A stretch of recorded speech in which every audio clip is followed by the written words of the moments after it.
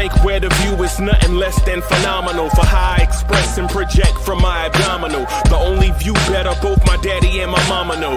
No living parents, my sons give me balance. My wife is my serenity, this mic is my identity. The world is foul enough, that's why I write without obscenities. Provoking danger with broken language and spoken anguish. Begging to get hurt, why would you ask to go through changes? Yes, Lord, life's a chessboard, master the angles. Control the tempo, be the one who holds the info.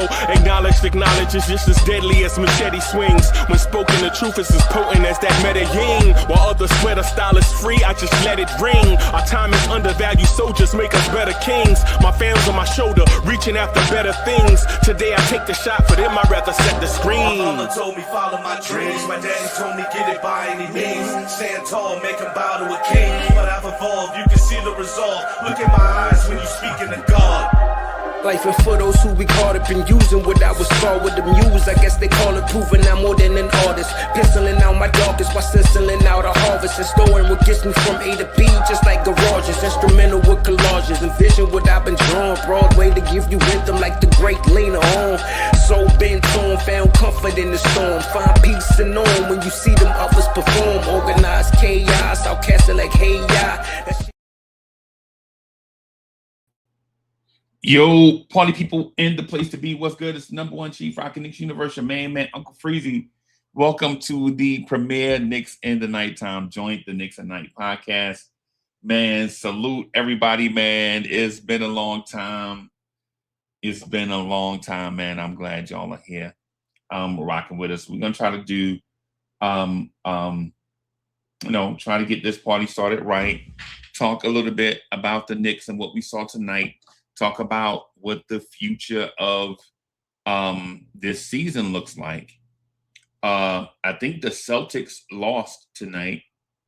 I think we gained, looks like we gained a game on the Celtics tonight. I think. Yeah, the Timberwolves beat the Celtics, and that means the Knicks may be half a game behind the Celtics. The Knicks may have leapfrogged. They may have leapfrogged the Celtics. Oh, no, they're just a half game back. So the Knicks are a half game back behind the Celtics. Tonight's game, you already know that the Wizards are tanking. It wasn't even a question of will the Knicks be challenged by the Wizards. They were not going to be challenged by the Wizards. The Wizards aren't trying to win. As a matter of fact, the Wizards are trying to protect their lottery pick from the Knicks. Right? This is the pick that we've been talking about for years that we owned from the Wizards. That if we keep it, if we trade it, whatever, trade it back to the Wizards, whatever it is, the Wizards basically waited us out by playing bad basketball, and it looks like that pick is not going to convey. The Knicks will get 2 second-round picks, and the Wizards will move on with their life. Raphael is in the building. Salute. Daniel Berry Sports Highlights is in the building. Nothing much to see from tonight's game. Nothing really interesting. The Knicks didn't try innovative offense. They basically ran vanilla offense and defense. The defense is there. The defense was there. How I knew that the Wizards were basically tanking. Jose Alvarado got at least 5 wide open looks for 3 out of the pick and roll. And he started shooting them, and they started going. Right? When I saw Jose Alvarado wide open for 3 out of the pick and roll, I knew right then the Wizards were packed in. They weren't trying to do nothing. Right? When I saw them trying to guard Cat with a 6'10" small forward that didn't even start in college, I was like, yeah, the Wizards they're not trying to do nothing. Right? But salute to them. They came out and played. Right? They came out and played. So whatever. How did y'all feel about what y'all saw tonight from the Washington Wizards? I saw Anthony Davis and Trae Young on the sidelines, and I was like, man, these guys are definitely not trying to do nothing. Jay, the chosen one, is in the building. Salute, King. Was good. What's going on? It ain't the Wizards. The Wizards look like tonight. The Wizards look like a tanking organization that is not going anywhere no time soon, bro. I would say they should be ashamed of themselves, but at the same time, they wear those Hershey Kiss uniforms, the ones that's like black or dark brown with like the gold foil on them. They let grown men run around with those on, bro. So they don't care nothing about basketball, bro. They got Trae Young and Anthony Davis on their bench, not trying to play them, bro. They ain't trying to. Yeah. At first, I thought I couldn't hear you at first, but it was on my side. My bad. What's cooking? Everything good? Yeah, I need to get back in the weight room, bro. I need to get back in the Yeah, weight room, bro. I need to get in the lose weight room and then weight room. Protein, bro. Protein. I'm good That with the protein. protein. I'm just bad with the other stuff like sugars and carbohydrates. And did I mention sugar?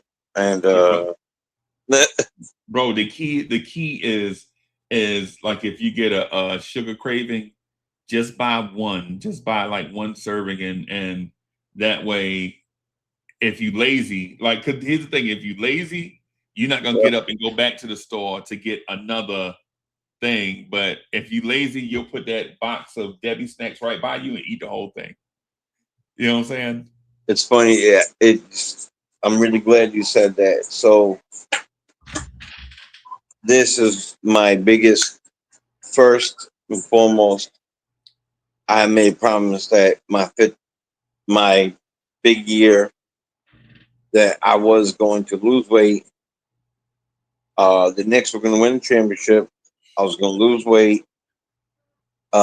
Regardless of what the Knicks did, I was going to lose weight. I was going to work out, get my spine, all that stuff right, quit those things.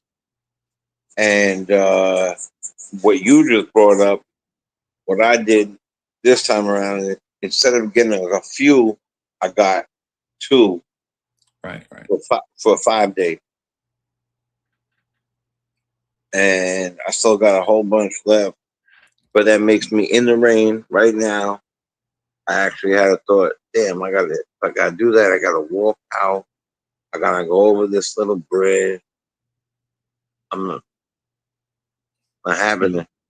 So Yeah. No, I feel you. yeah. I feel you. I live with that. Hey, listen, the stuff I'm talking about is stuff that I've lived and continue to live. So everything I say is coming from first person experience. I can't speak about anybody else's life. I'm talking about me. You know what I'm saying? You feel me? Yeah, exactly. Yeah. That's all we can do. That's it. Yeah. So I walked in on a very interesting thing that you said because I'm watching right now Brunson talking to Young, who's wearing a hoodie, and I just don't understand. Like, not for nothing. Look, I'm not here. We're Knicks fans. We're Knicks channel. We're Knicks that. I'm looking at this other team, Washington, and they played us very hard in the beginning. Yep. They got some young kids that are pretty good. And then you got these 2 all-stars. one before injury was a superstar. Yep. The other one was borderline, and they don't. There's no reason. I don't know why Young's not playing, but I don't know. Yeah. Like at some point, it's like enough is enough. And I know there's far more parity in sports, but that's why. Listen to all the Knicks fans out there. Baseball might strike next year for the very reason we're talking about right now that basketball is pulling off. Right. So It's late in the season, bro. And and so here's the thing: as a Knicks fan, you go into this game, you're knowing that there's no way that this Washington Wizards team is going to beat you, right? right, Because we need to win and they need to lose, and those two agendas line up with each other. So right. you come out, be competitive, right? Come out and be, be competitive, and then after that, it's like, now you start making weird substitution patterns. Now you keep taking out the hot hand for the Wizards. Like, you're like, yo, why they keep every time somebody scores 6 straight points, the coach take them out? You know what I mean? It's When bugged I out. saw them get in drop coverage, yo, Keith Turner, what's good? LI1, what's good? When I saw them in drop coverage, sagging down on Mitchell Robinson as if Mitchell Robinson was Olajuwon, I was like, they tanking, bro. Yeah. Like Alvarado turned the corner and they putting the clamps on Mitchell Robinson in the paint. Yep. Mitch is not a low post. Alvarado, first time he saw it, he didn't shoot it. That's because his confidence was low. And then they started making him shoot it, and he just made a couple. But at the same time, I am glad that the Knicks at least played hard and didn't take their opponent for granted. I'm glad they didn't play down to the opponent like they did Friday night with Brooklyn. Right. Because Brooklyn was doing the same thing, except towards the end of the game, Brooklyn felt like they could win, so they tried to turn it on. Right? Hey, yep. Pacers too. Yep. Yeah. Yep. Yeah. And I think that's the reason why Mitchell Robinson said what he said. Like, we can't come out. Basically, he said we can't come out here and play without food. Basically, is what he was saying. Yeah. In tonight's game, though, just real quick, in tonight's game, I didn't see Mike Brown try anything new or exotic. I think it was like one of those games where, from a coaching perspective, you coach the game hard, but you don't make major adjustments during the game because major adjustments weren't necessary. Yeah, I agree with you on that. And I'm wondering, in the beginning, I was wondering how I felt about it, right? Because there is one way to look at it, which is you have an opportunity here, knowing what we know, what you just said, or I'm not going to repeat everything you said, Right. to run some new things and practice some new things. Right. Practice. And on the other hand, I was really hoping that, and this is why I kind of what's been annoying me a little bit about this, the Pacers. So the Pacers has something to prove regardless, and Brooklyn hates that when they play us, whether it's, especially in Brooklyn, it's like we're playing at home. Right. So I call that rivalry. But the Wizards, like, I was kind of hoping we put a foot on their neck like we should have right off top. And allowed rest for our guys, the core, the starters, and way more playing time for Sohan, Alvarado. You know, the guys who need more playing time. Right. And I don't know. I don't want to nitpick too much, but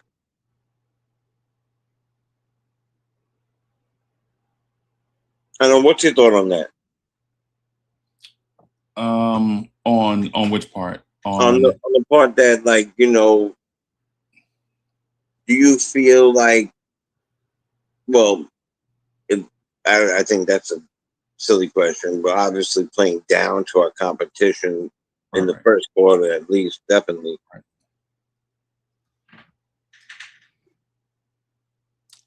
Shouldn't we be up by 15 at the end of the first? And then maybe in the second half, run everybody else out there to start. Like, aren't we good enough to do that? Like, aren't we? Am I seeing it more as like an emotional thing? Like, I want them to do something that, I don't know. My biggest concern was getting out of this game healthy. I mean, that's always my biggest concern. That's what I was thinking, because I was thinking there's no way the Wizards are going to try to win this game. Right. Especially when they can get AJ DeBance, so the kid out of BYU. Right. Like, what point do you have to prove? You know, what point do you have to prove by getting, you know, saying what you know, by beating the Knicks late in the season, and you're still going to be in the lottery anyway, right? Yep. So the Wizards have a plan. The Knicks, however, they don't have that. They need to stay healthy, because what's going to happen, chat, this is kind of important. I want y'all to think about what it is that I'm saying. Not because I'm not this is not ill will or me trying to poison the water hole or me being a negative Knicks fan, right? But the Knicks have New Orleans, which I think is a dub Tuesday. But then they have Charlotte, who's been playing a lot better. Then they have OKC next Sunday, right? So then they have OKC. Then they're at Houston, right? Houston has something to play for. We have Memphis, we have Chicago. Chicago's trash, right? But we close the season at a red hot Atlanta team in at the Garden against Boston, the Garden versus Toronto, and then close the year at the Garden versus Charlotte, a team that's been playing better. So out of these last 10 games, we have 1, 2, 3 games that we should win comfortably. But the other 7, these are teams with something to prove that can beat us. Now, I know, listen, I understand that at this point of the season, man, the seeding, all that stuff is probably just about locked into place. But for instance, you don't want to head into the playoffs going 2-5 in your last 7 games. Going into the playoffs, you want to all this stuff, give Mike Brown a chance, give these guys a chance to gel, all these different things. You want to be past that point going into the playoffs, right? You don't want to go into the playoffs thinking, hey, man, this is Mike Brown's first year. He's trying to put in a system, and guys are still like, nah. After the 82 game thing is over, now it's which great roster can beat the other great roster in the 7-game series. Yep. And so you kind of want our guys playing their basketball. Now, mind you, the defense tonight was fantastic. Man, Yo, and chat. getting better. It's crazy. Yep, chat. I'm not gonna lie to you. This is probably the best defense that we've seen since Pat Riley. Right now, of course, teams take more shots, right? And so the scores are going to look different than the Pat Riley, Jeff Van Gundy era, because back then, offensive rebound, the shot clock reset to 24 seconds. Now it resets to 14 seconds. So you get more possessions in a game. The pace of play is faster. So while it looks like, we're giving up more points now, the rules are different. The rules are different. You're going to give up more points now than you gave up back then because you play by different rules, right? Add in the fact that it's also a 3-point game now. Yep. You could add that to it. Yep. Great point. Yep. That's a great point. Yep. Yeah. Yep. So, but if you look at things for what they are, like if you look at things for what they are is this basically. This Knicks defense tonight, I think the numbers were. I think they shot poorly from the floor, but I'm just going to go back to the box score real quick because the score doesn't tell the true story. Because we put not scrubs, but we subbed our not so great best players were on the floor during stretches. So they shot 48% from the floor, but they wasn't shooting 48% from the floor the entire game. They started shooting better from the floor as the game progressed. Right. After the game was out of hand, we could take our feet off the gas a little bit. They wound up scoring 113, but they weren't on pace to score 113. I think they were on pace to score like 99. I think at the end of the third quarter, they may have had like 71 points or something. Mm-hmm. And because they scored 32 points in the fourth quarter. So They had 52, 81. So they had 81 and 81. Yeah, so they had 81, something like that, and at the end of the third quarter. So it wasn't like they were gonna, obliterate because we were holding teams to 105, and they scored 113 because we took our foot off the gas. Right. So I'll be right back in that thing. I'm here. Yeah. I'll be right. Yeah. So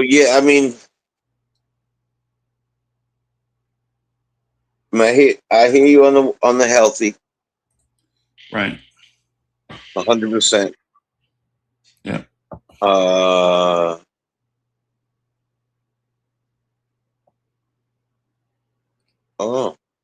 Yeah. I see. Yeah. Hey, salute, Super Morty Man. Yeah. Hey man, congratulations to the Pistons on y'all great season. Hope y'all do well in the playoffs unless y'all play us. Then of course, I'm saying y'all know who I'm going with. So just salute the Pistons fans. Hope y'all team stay healthy. Hope y'all have a great season. If y'all play the Knicks, I hope we beat y'all 99-0 in a 4-game sweep. But otherwise, yep, nothing every game. The Pistons, yeah. And on a real note, prayers out to Cade and having a good year. I'm not a hater. We're not haters over here. Yeah.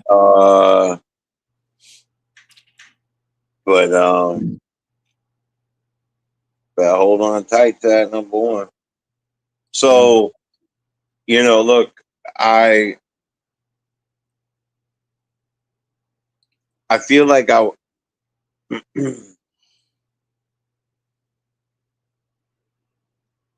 wanted obviously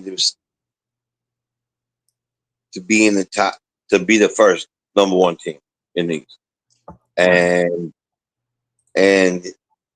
the past couple of years have been funny because ever since we made the move to beat Boston, that's why we made the team we did. There's been now a Cleveland and a Detroit that just showed up in that one spot. So I'm gonna say this. I really believe that on any night, we could be any team in this league. Okay. That's my feeling on it. Cohesiveness, the way our defense has been. The beginning of the year, I think many people were like, well, top 5 offense, top 10 defense, that's the recipe. Well, that recipe just got tastier. Okay. And for everybody who was getting a little bit nervous about why we weren't scoring as much for a little while there, my thought process is they were working so hard in their defense that their offense took a little hit because they were keying in on their defense.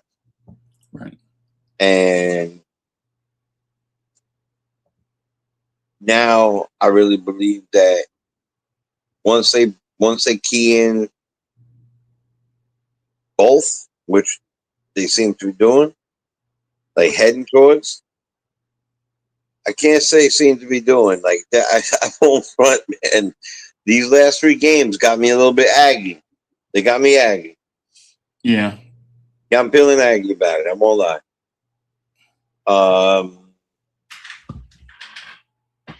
But we have the capabilities of being a top 5 both offensive and defensive squad. And I would like to see them be able to utilize the players the way they need to, not have the starting unit run more than 30 minutes, because we don't necessarily need that if we have a well-oiled machine. Right. Because the playoffs are coming. So we're going to need them to run more minutes then. Yeah, Or maybe. I think we're seeing some really crucial things. I think we're seeing some things. Mike Brown had in garbage time. Mike Brown had Jeremy Sohan guarding the Washington Wizards point guard. Yep. That's a crucial preview, right? In a meaningless thing, he's like, okay, your reputation is that you can guard guards, right? Let's see it. There's nothing at stake here. We're up 25. If he beats you for a couple of baskets, then okay. And what we found out is that Sohan can guard guards. What we also found today is that Sohan is a ball handler. Because on rebounds, Alvarado went to Sohan, and Sohan waved him off and brought the ball up the floor. Right. So that's in garbage time, but while it's not a major takeaway, it's a takeaway nonetheless. Just keep that in our mental database. Yep. Yo, my cousin Rel is in the chat. Salute. One of the content creation kings is in the building. Shout out to you, Captain Crown. Man, cause we geeked. My guy has a lot of dope content on the internet, man. Make sure y'all check out Cap and Crown with Rel and cause I'm geek. Because we geek, I'm sorry. A lot of dope content. Rel, Daredevil start on the 24th, bro. I'm gonna be calling your phone. So, but on this Knicks stuff though, back to I just had to shout out my cousin.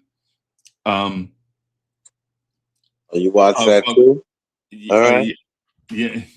Yeah. So, a couple other things that happened tonight. Yeah. A couple other things that happened tonight. I think Cat got into an offensive groove. I think Cat over the last 6 or 7 games is averaging like 26 and 12, which is a nice sign heading into the playoffs. Jalen Brunson has got out of this scoring slump he was in, kinda. Jalen Brunson has his offense going. And so hopefully we can keep those two in that lane for the next it's March, next 3 months, next 90 days, we can stay in that lane, hopefully. One other thing though that concerns me is Mikal Bridges. Yep. Y'all listen. Mikal Bridges was 6 of 11 tonight, 2 of 4 from 3. He had 6 assists. The way his shot looks, everybody, really concerns me. That really concerns me, everybody. Like I'm not doing the henny penny, the sky is falling type scenario, but that shot form, hopefully he has time to clean it up before the playoffs start. If not, then I think that may be a struggle for us. Tonight, it didn't show up against the Washington Wizards because they're the Washington Wizards, right? They're the Washington Wizards, so it didn't show up. But it's still a concern for me, and his scoring is down to under 15 points a game, which concerns me. Right? And that really concerns me. For the month of March, Mikal Bridges is shooting 39% from the floor, 31% from 3. Ooh. Right? And so while it seems like that shouldn't be a concern, in February he averaged 49% from the floor and 30% from 3. Right? January he averaged 45.5 from the floor and 36% from 3. Right? So for the calendar year, for this year, Mikal Bridges' 3-point ball has not been what we want. That's right? a wow. That's a capitals, exclamation points. Wow. Yeah. And Miguel P asked, has his usage decreased? Yeah. I think Landry Shamet is averaging 26 points a game, but I don't think his usage decrease is a direct correlation to a Landry Shamet minutes increase.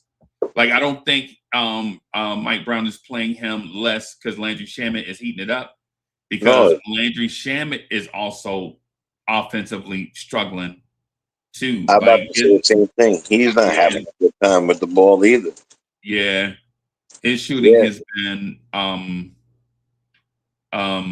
what's a positive word to use? Not ideal. Landry Shamet's he has not been ideal. I'm gonna say this. I mean, there's two schools of thought here, right? The first school of thought is, I'm gonna say with Bridges on this. Leave him in there for the amount of minutes that he's used to playing, and let him work out the kinks while working with the shooting coach. Right. In between time. The second thought is get his behind out of there. And then I start to think about, for who? Well, we watched, and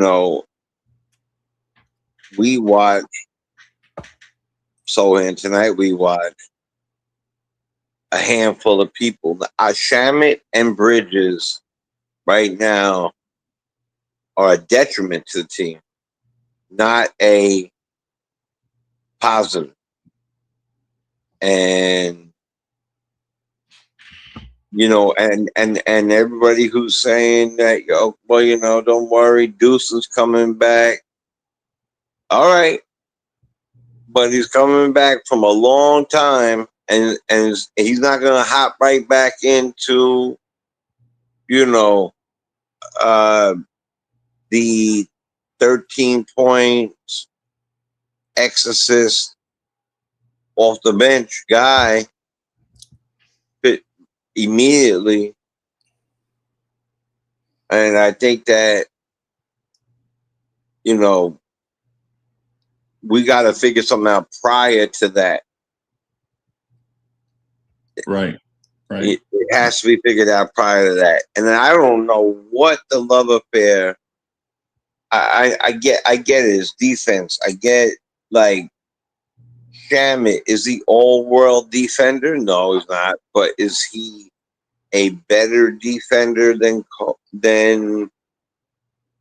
Kolick, than who got sent down? That, or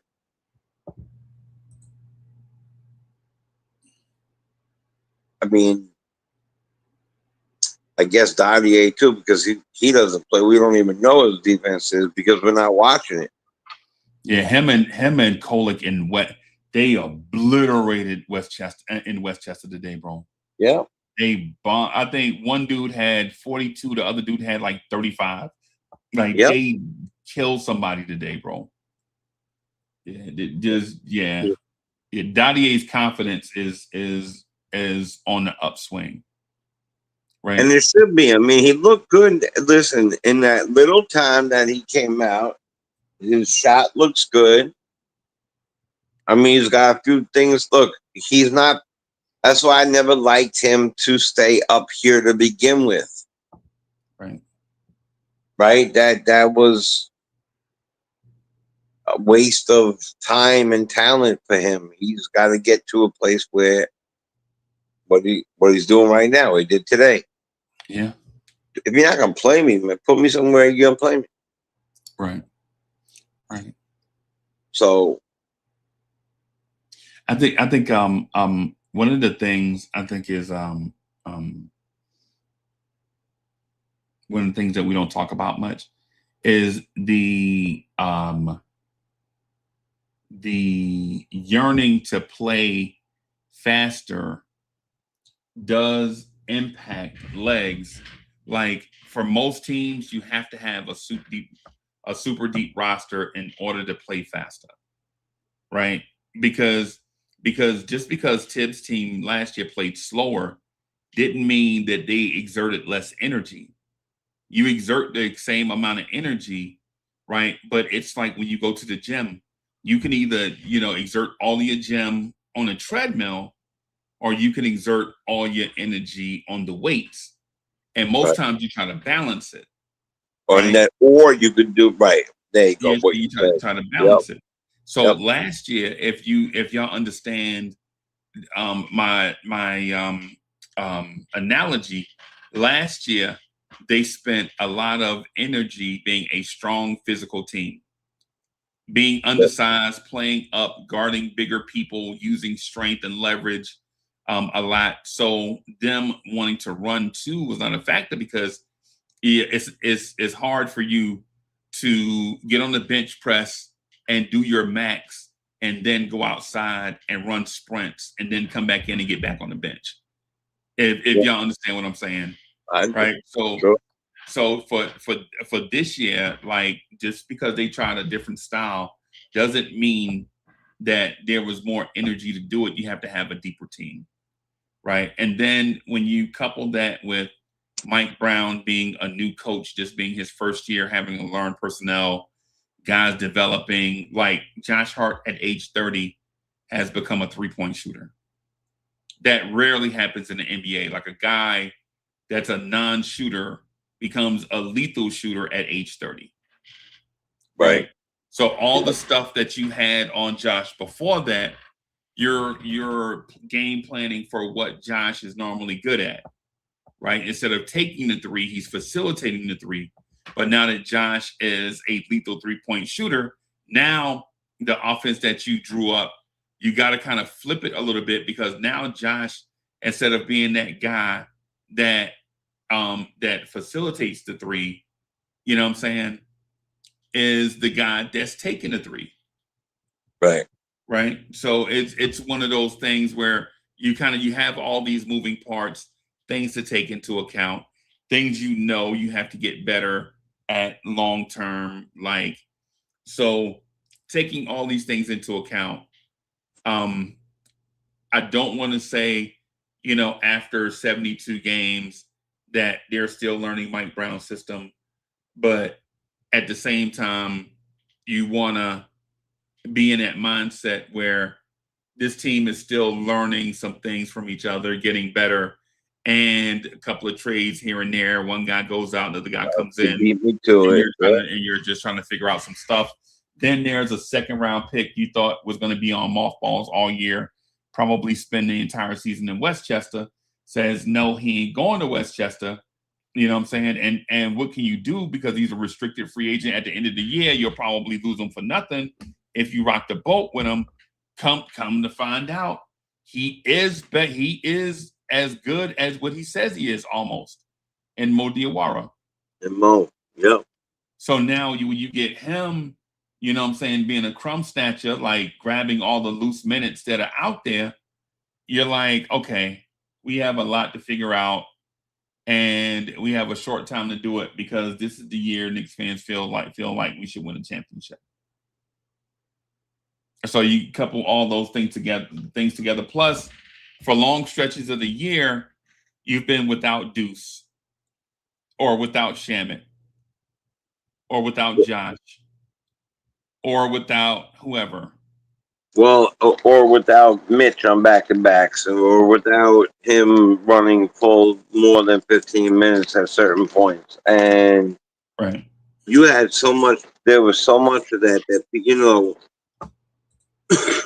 being healthy and being fully healthy is completely different.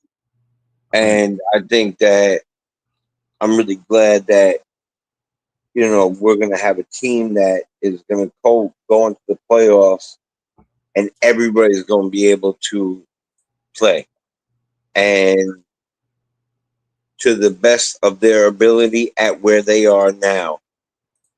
But some of them where they are now, this is where Brown, and because this whole season to me has been about Brown. What is Brown going to do with this? How is he going to do with that? Right. He didn't pick any. He didn't pick any of these players. He's brand new. What kind of system does he have? A lot of people were down on him for various reasons. I was one of them. To me, what took me out was not that cat play in Golden State, but what brought me back was the flagrant, and then I started seeing him being more vocal, visibly vocal. Right. Now maybe I'm used to a guy who doesn't sit down ever and paces and yells and is calling out plays. And I would like to see somewhere in between the two. You don't have to do that all the time. Do it sometime. But look, they'll all be ready for it. Mitch will be able to play his regular amount of minutes of playoffs, because it won't be back to back.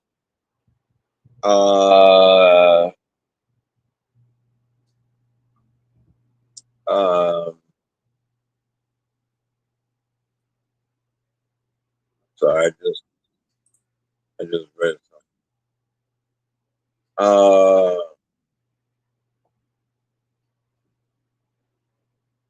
The emergence of Mo Diawara is very, very needed, very welcomed. Thank God he is doing that, because when we went out and got Sohan, and then we didn't even play Sohan, right?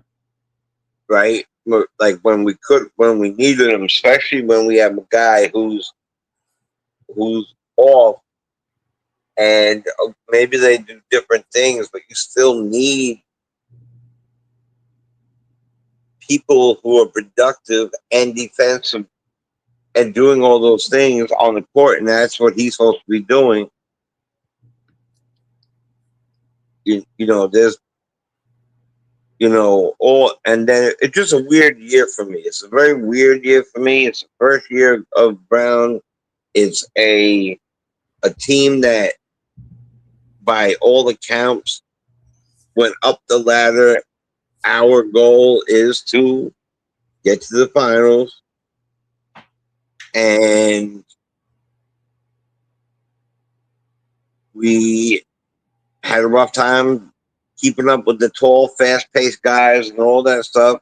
Now we got a Mo Diawara on the scene. He definitely should be coming in to give me some more. You know what I'm saying? I hear you, Buster. I heard you. Yeah, I wanted, throwing little shots, little echoing at some some shots. But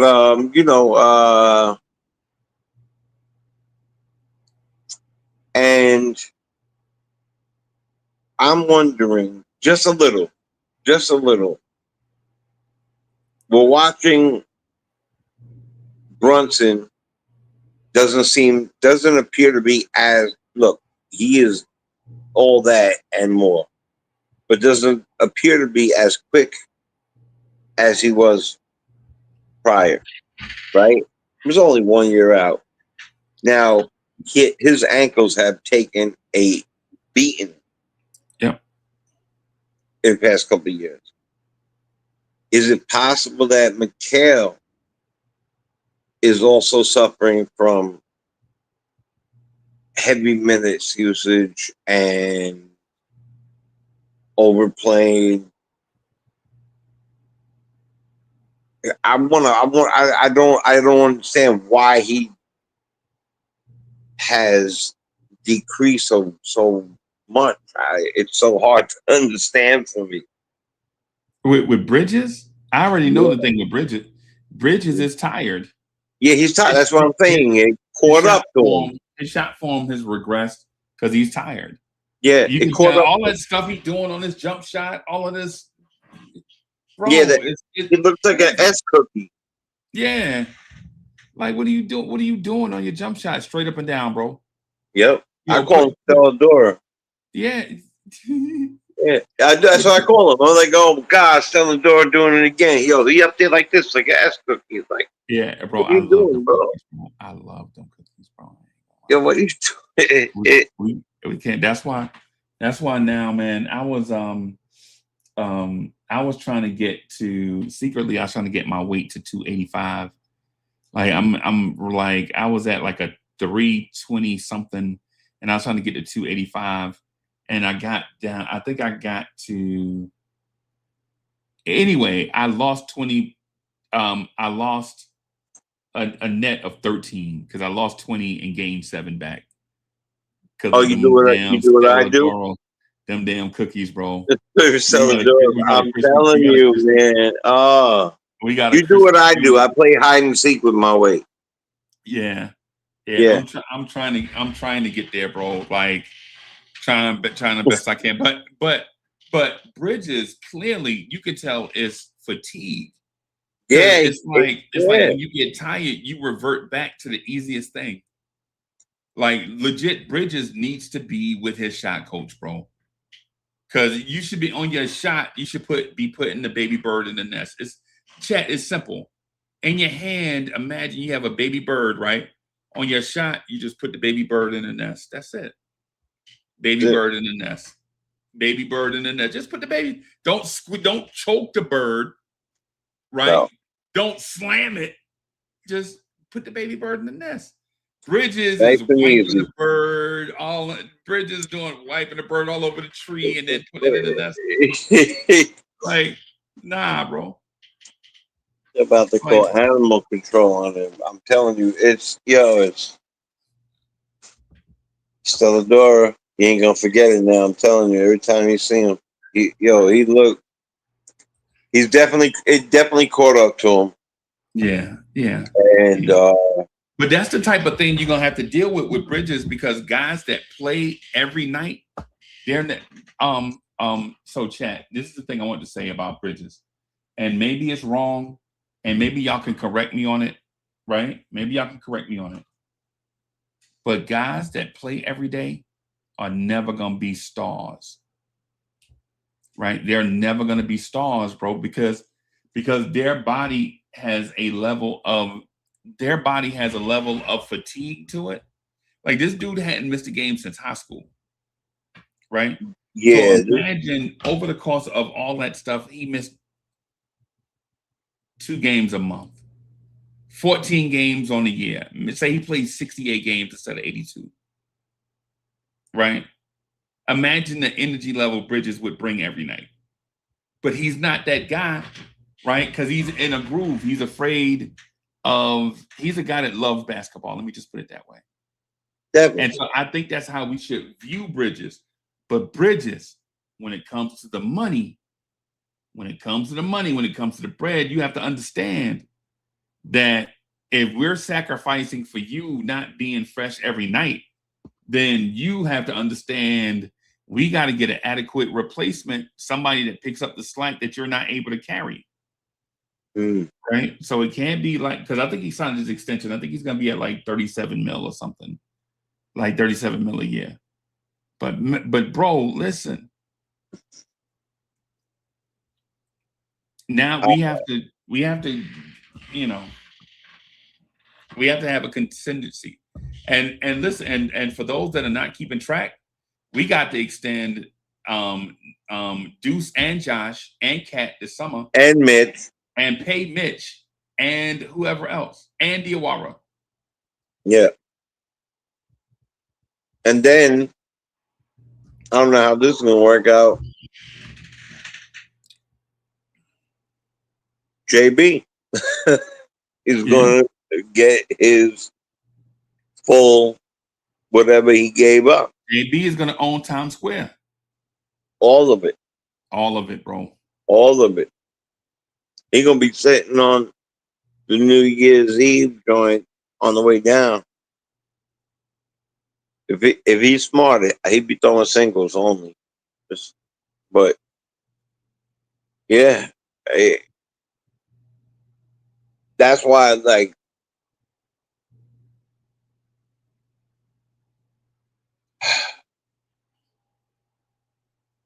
I really looked at this team in the beginning of the year, and I had the audacity to say we were winning 62 games. I thought, man. I swear to you on my life, I said 62. I almost went higher. But we made it through a season with no significant injury to a key position player. So no key injury to OG, no key injury to Cat, no key injury to JB, no key injury to Bridges.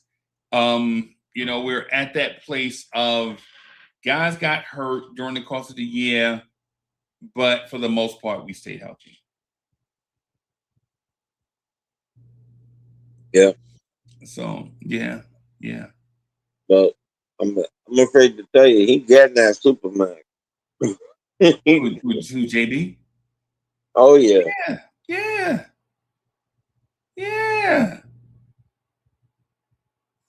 And why doesn't he deserve it? Yeah, he deserve it, bro.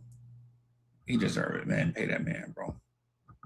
Yeah, he deserve it. But everything he possibly could, man. He did everything he possibly could, and he still does. Yeah. Pay that man, bro. That's why these 3 games are really pissing me off. Let me say, in these last 5 minutes, let me ask you this: what are you expecting from these last 10 games? All right. I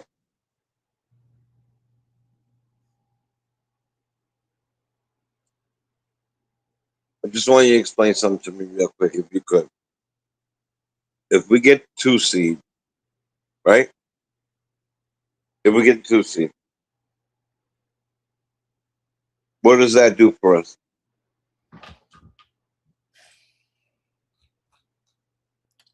Do you understand the question? Like But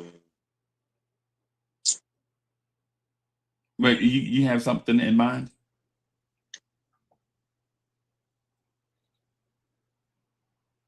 there's no like right now, if people are watching, like really, really watching this team and watching the East, the Hawks are going nuts. Charlotte's going nuts. You know, there's no like who gets the rest? 1 and 2? Uh, If we end up in third, that's exactly why I wanted. Thank you. I appreciate that. That's where I was heading. And shout out to Slow Runner 14 for that. Second seed most likely means we get Miami or Orlando, which I think is much a much better pathway for us. that's what, but you can't assume that based on record because the better team out of that group right now is the Charlotte Hornets. Both those teams you mentioned have just lost 4 in a row. Absolutely, and it could be Charlotte, right? No doubt. And in that case, maybe I would want the third. I get it. Yeah. Remember, as far back as December, Charlotte was the worst team in the NBA. In the Charlotte NBA, is red hot. Remember, they benched LaMelo. Right, the coach was like, "Nah, we're not going up for this foolishness." Because if you remember, Charlotte and the New Orleans Pelicans were on the same like trajectory, year after year. That you add these pieces, nobody never do nothing. You got a top 2 pick in the draft. Your top 2 pick ain't doing nothing, and then New Orleans fired their coach. Right, but Charlotte, they benched LaMelo, and then after that, they got red hot, right? Like legit, they went from being the worst team in the NBA to right now they are 7-3 in their last 10 games. But before that, they were 8-2, and they've won 3 in a row, and they played the Knicks twice in these last 10 games. Right, and I don't think a lot of people, including us, really want to see them right now. I get it. No, I get it. And it did something to LaMelo because you benched me? Okay. And he must have had a talk and a half with him. Father not allowed in the room. Your father's not allowed in the room, buddy. Sorry. This is between us men. Sorry. And he said, yo, you got a rookie that can shoot the 3 like water. Yeah. You got some defenders. You got some extra players. You got a big man now. You got what else do you want? You got 2 super athletic wing players. Super athletic wing players. And they added Kobe White at the trade deadline from the Chicago Bulls. That was such an understated pickup. Right. Understated pickup. Right. What a great pickup. So to your point, to the reason why you were asking, it's a very nuanced question. I don't think there is a right or wrong answer. And then at the same time, I don't know where the conversation, you know what I'm saying, where the conversation would lead with us adding to it. Clearly, Charlotte wants to make the playoffs and wants to make noise. Right? Yep. They want to make noise because they have young veterans and they're tired of losing. Right. But if you're the Knicks, you have something that Charlotte, Detroit, Boston, you have something that none of those teams have. You have the best defense since January 2nd. Right. And why that is important is this. I'm gonna share some information with y'all, and it's because the Lawrence Cheers family had a meltdown about a certain thing, and I'm gonna tell you what it was. Right, there was a week. The week started December 21st. The Knicks beat the Miami Heat 132 to 125, and we had a baby hippopotamus on this channel on this show because we were saying we can't win a championship giving up 125 points a game. Right? Sure, you scored 132, but you gave up 125, right? The next game on the 23rd, we lost to Minnesota 115-104, right? But on Christmas Day, I think it was the Tyler Kolek game, we beat Cleveland on Christmas Day 126-124. And we were thinking, there's no way we can win a championship giving up 124 points a game, right? Yeah, right. And then on the 27th, we play Atlanta and we win 128-125. Right. And we're like, yo, there's no way that we can win a championship giving up 125 points. Well, 2 days later, we beat the New Orleans Pelicans 130 to 125. Right? I remember. Then New Year's Eve, we lose to the San Antonio Spurs 134 to 132. Right? And from that point forward, after that Spurs game, on New Year's Eve, where we lost 134, 132, the defense has been giving up about 105 points a game. Yep. Right? You're talking about 2.5 months. You're talking about January, February, March, where the defense is locked in.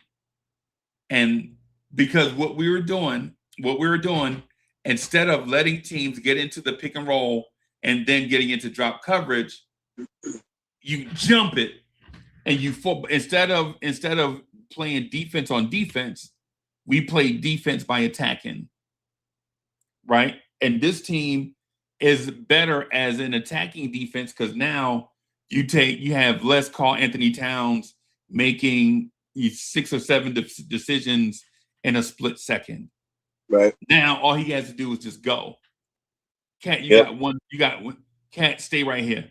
Like if you're a grown man, if you're an athlete and you can't stay in place, then you're not really an athlete, right? But when you told at the beginning of the season, when you told Cat, if they show this, then you slide this way. But if that man drops behind you, then you do such and such and such. But then if the shooter is open, shade this way. Instead of getting Cat to do all of that, right? You jump it so you never get to that point. Right? You jump it so you never get to the point where Cat has to make decisions, right?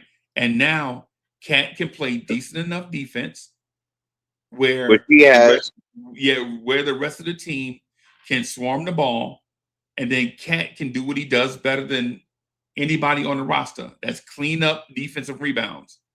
On defense, he's a better rebounder than Mitch on the defensive end. Now, Mitchell Robinson is a better offensive rebounder on the offensive end, right? Definitely. And they put up a stat during the game where he's sitting right behind, I forgot who it was, but that he is. Right. And I want to give Cat really quick because I know you're on a roll, so I don't want to break it up. But he's also, I don't know if this is watching Mitch or being around Mitch, but Cat is also becoming a much better offensive rebounder. Yeah. Much better. Like out of his, you'll get 5 at least out of them from him. And before you would get 1, 2. Right. So anyway, again, you were rolling. And so basically what I'm saying is when you couple the greatness of Mitchell Robinson and what he does consistently with an improved Cat, now you don't get these weird moments where the defense, where the perimeter guys are defending their behinds off, and you get Cat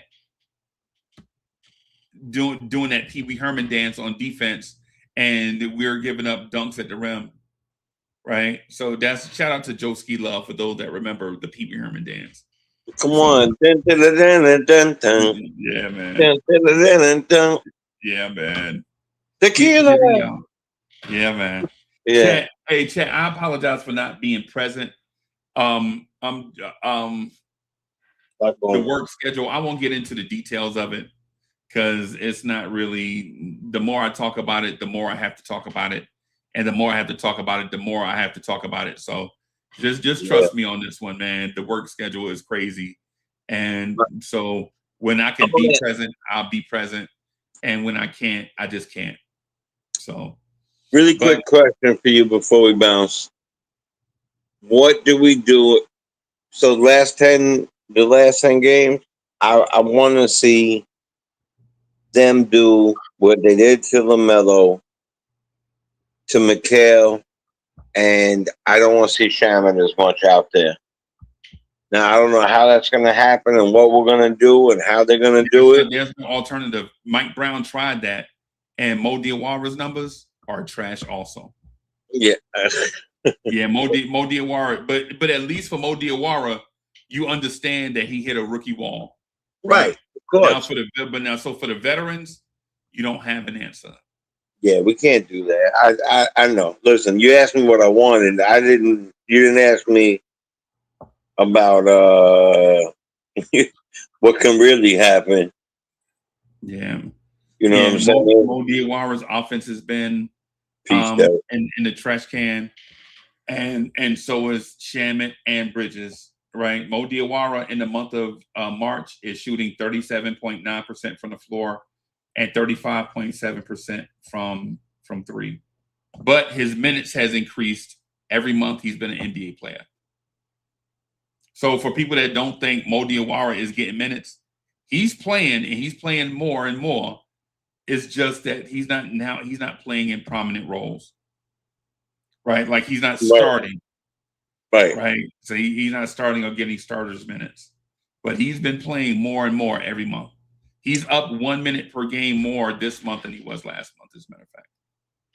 So, hey, everybody, thank y'all, man, for coming through and hanging out with us. Jay, you had something you wanted to tell the crowd before we got out there? Yeah, no doubt. Listen, man, I still would like to have the second seed. That's me. But I really want the first seed. That's why. So, look, man. We're New York Knicks fans. We haven't seen something shiny in a long time. Just want them to get cohesive, play together well, have this coach do what he needs to do by, I don't know, man. And I would like to see them all very healthy for the next 10 days. Very, very healthy. And if that means playing the younger guys, that means playing some more Mo, Ober, Mikhail. I know the numbers. I just want them to be healthy. Especially I'm gonna send a text message to my man Damon. I'm gonna text him a broom. Shout out to Hawks Fan TV, right? Shout out to them. Not Hawks Fan TV, but shout out to We Talk Hawks TV, right? That's my man Damon, man. I always have a great time in Atlanta when we go down. Those guys, their channel is growing crazy. My man Damon, congratulations on your move. I know Atlanta is licking their chops right now to get the Knicks without having Trae Young hogging the ball. But on that, everybody, I'm gonna get out of here. Thank y'all for coming through, rocking. Hopefully we can see y'all tomorrow night, man. Peace, everybody. Peace.